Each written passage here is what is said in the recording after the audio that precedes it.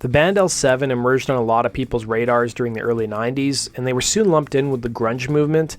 Maybe it had something to do with the fact that they were the only band at the time from LA who was signed to Seattle label Sub Pop, or the fact that they were a huge influence on the members of Nirvana, or that they drew on similar influences like the Ramones and Motorhead.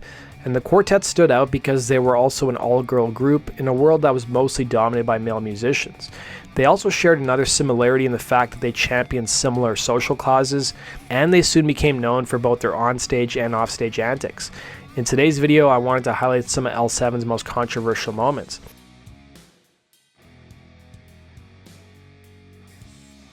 Almost 30 years ago, L7 would perform at the Reading Festival in 1992, and sparked, no pun intended, one of the most memorable moments in the festival and grunge's history. L7 would perform on a Sunday afternoon at the festival, a day that was dominated by a who's who of alternative rock, including the Melvins, Screaming Trees, Mudhoney, and Nirvana. The news surrounding the festival was heavily dominated by the birth of Kurt Cobain's daughter and the health of Nirvana's frontman, who was memorably brought up on stage in a wheelchair. According to the Guardian newspaper, there were conflicting reports over exactly what happened that day. According to one review by The Independent, it claimed L7 was pelted with mud for, and I quote, apparently for the crime of not being men.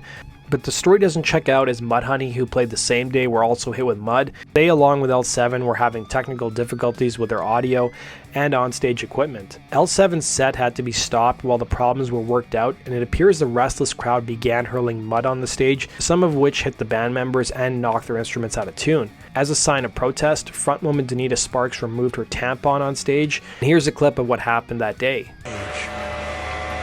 The solution.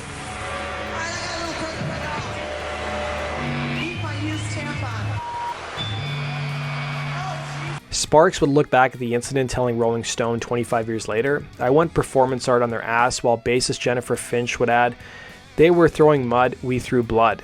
The band would release a documentary titled Pretend We're Dead in 2017, and Sparks reflected more on the situation, saying, I want to do something that would amuse me because I wasn't having a good time.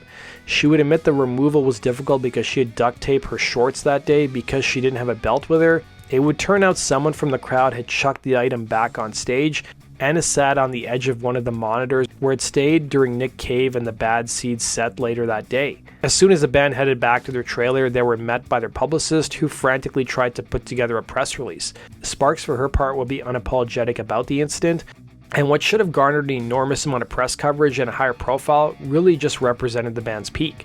But in just a few short years, Nirvana would be done, and a new wave of music was ushered in, led by Britpop, as well as punk rock groups like The Offspring and Green Day. The event that happened that day at the Reading Festival still resonates with some of the bands, as Finch would tell Rolling Stone that some fans throw their own clean tampons on stage with the words I love you written on them in red markers.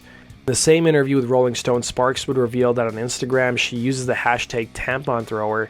She would even go on to say that the incident inspired a TV show on Netflix called Sense8, saying there's a scene when one of the characters throws a tampon on a guy, and there's an L7 song playing in the background. It was during the band's appearance on the UK Channel 4 show The Word that became one of the band's most memorable moments. The Word was a variety show that featured interviews, gross-out humor, and music.